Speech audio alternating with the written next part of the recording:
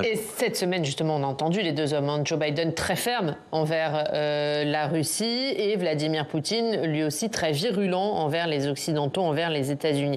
Est-ce que ça laisse craindre une nouvelle escalade ? Je pense qu'on a une situation extrêmement dangereuse.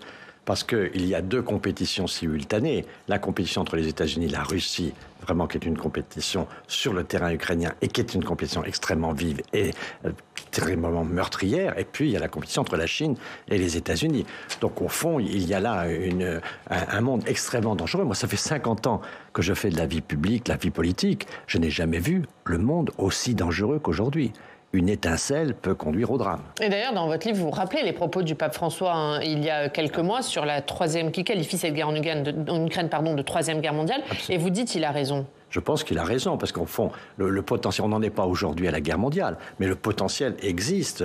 On voit, la Chine n'est pas très loin du soutien avec la Russie, les États-Unis sont à fond avec l'Ukraine, et nous, Européens, on commence à être étranglés par cette guerre, donc il y a une situation qui va devenir insupportable, et donc elle sera très dangereuse. Mais pour vous, cette guerre Russie-Ukraine, c'est finalement une guerre par procuration entre la Chine et les États-Unis ? Non, c'est pas une guerre par procuration, parce qu'il s'agit du peuple ukrainien, du territoire ukrainien, donc les Ukrainiens sont en première ligne.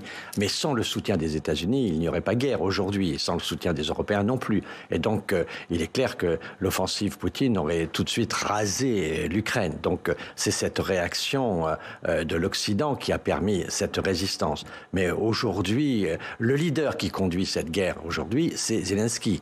Et Poutine ne veut sans doute pas discuter aujourd'hui avec Zelensky, puisque le matériel est fourni par les Occidentaux. Poutine a dans la tête de vouloir négocier avec les Occidentaux, non seulement sur le territoire ukrainien, mais aussi sur l'équilibre du monde.